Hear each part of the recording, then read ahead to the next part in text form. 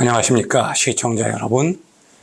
이 시간 삶을 위한 인문학, 오늘 강의의 주제는 폴 틸리히의 문화신학입니다. 부제는 계시와 이성의 융합이라고 하는 주제로 우리가 함께 강의를 진행하기로 하겠습니다. 이 폴 틸리라고 하는 학자는 불트만의 영향을 받았습니다. 그래서 불트만처럼 계시와 이성 사이의 관계를 중재하려고 시도했던 신학자입니다.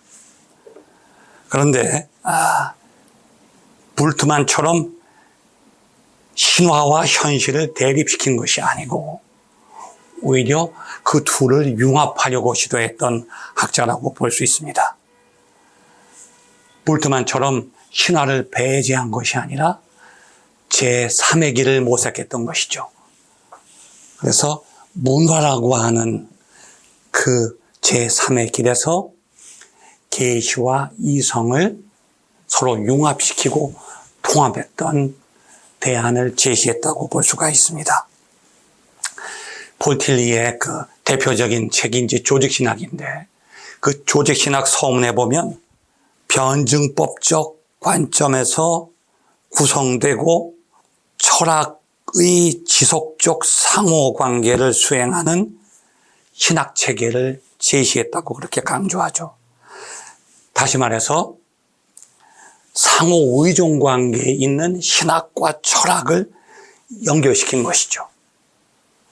전통적으로 신학과 철학은 대립적인 관계에 있었는데 폴 틸리는 신학적 대답과 철학적 질문을 융합했던 것이죠. 다시 말해서 모든 질문은 철학적으로 제기하고 그것에 대한 대답을 신학적 관점에서 찾았던 것입니다. 그러한 방법을 우리는 폴 틸리가 강조했듯이 상관관계의 방법이라고 볼 수가 있죠. 상관적이다. 철학과 신학이 상관적인 것처럼 우리의 실존과 신앙은 상관적이다. 이 둘을 중재하려고 시도했던 것이 바로 폴 틸리의 신학적 하나의 기초가 될 수 있는 거죠. 왜냐하면 틸리히는 토마스 아퀴나스가 시도했던 그 신앙과 이성의 융합을 우리 신학적인 관점에서 다시 재현했다고 볼 수가 있습니다. 그래서 신앙이 가장 높은 수준의 이성이다. 이러한 아퀴나스의 대명제를 그대로 수용했던 것이죠. 자, 그래서 신앙이라고 하는 그 신학적인 개념을 철학적인 언어와 조화를 시킨 것이 바로 폴 틸리의 상관관계의 방법이라고 볼 수가 있죠. 신앙은 하나의 초월적인 경험의 영역이지만 그것을 철학적인 용어로 재해석한 것이죠. 그래서 신앙은 궁극적 관심이다. 모든 인간이 가지고 있는 가장 궁극적인 관심이라고 하는 것이 바로 신앙의 영역이다. 그래서 철학과 신학 사이에 중재를 시도했던 것이죠. 그리고 하나님은 어떤 초월적인 신적인 실체라고 표현하기보다는 존재 자체다. 존재의 근원이다. 그렇게 표현을 했죠.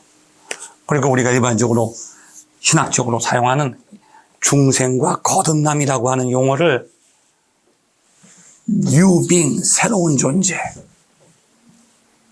인간의 존재의 새로운 전환으로 이렇게 표현을 했죠. 그리고 기독교적인 영역에서 말하는 이 죄라고 하는 것을 인간이 겪는 소외 상태. 그러니까 하나의 문화적 언어, 철학적 언어로 신학적인 언어를 재해석했다고 볼 수가 있는 것입니다. 그 다음에 성령은 무엇이냐? 성령은 우리가 하나의 어떤 중생의 체험을 통해서 경험하는 하나님의 역사라고만 설명하는 것이 아니고 새로운 용어를 제시했죠. 신율이라고 하는 용어예요. 신율은 폴 틸리히만의 새로운 용어인데 말하자면 자율과 타율을 결합시킨 것이죠.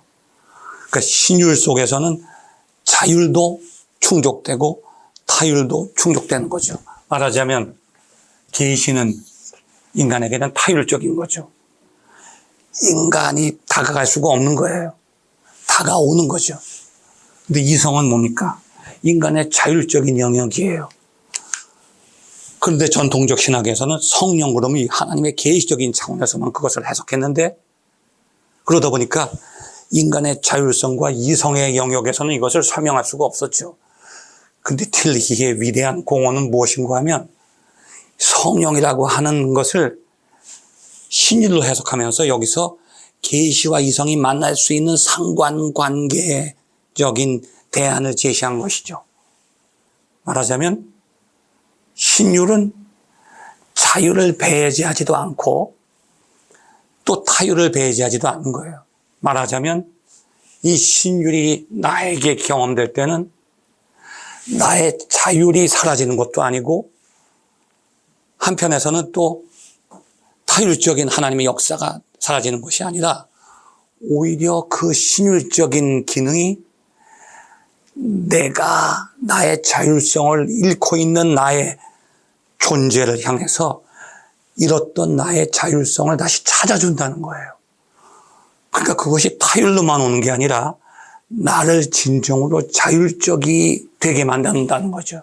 이것을 쉽게 말하면 내가 나의 주체로서 살고 있는 것이 아니라 나는 죄에 종속된 노예로서 살았는데 이 성령의 역사가 오히려 나를 그 노예 상태에서 해방시킴을 통해서 내가 잃어버렸던 나를 회복하게 한다는 거죠.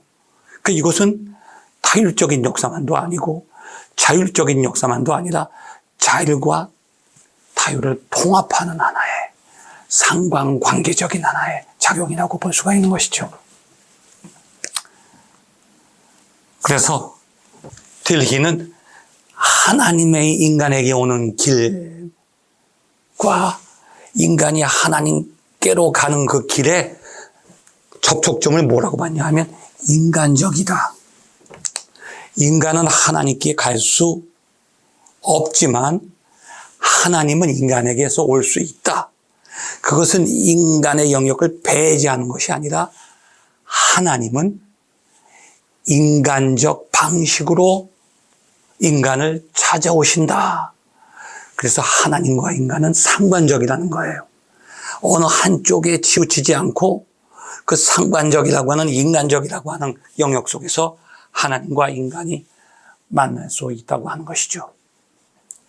그래서 비록 하나님의 영역은 인간에게는 차단되어 있지만 불확실하지만 그 불확실한 상황 속에서 시작되는 것이 바로 진정한 믿음이고 하나님과 인간의 만남이라고 하는 거죠. 그래서 인간에게 필요한 것은 결국은 자신의 그 불확실성 속에 매여 있지 않고 그 불확실성을 넘어서 하나님께로 나아가는 믿음이 필요하다는 거죠. 이것을 틸리히는 자신의 용어로 존재로의 용기라고 말합니다. 하나님과 인간은 상관적이고 철학과 신학도 상관적이고 계시와 이성도 상관적인데 하나님이 인간에게 오는 역사를 만나는 데 있어서 인간에게 필요한 것은 바로 그 불확실성 속에서 하나님을 향해서 결단하는 존재로의 용기가 필요하다고 하는 것이죠.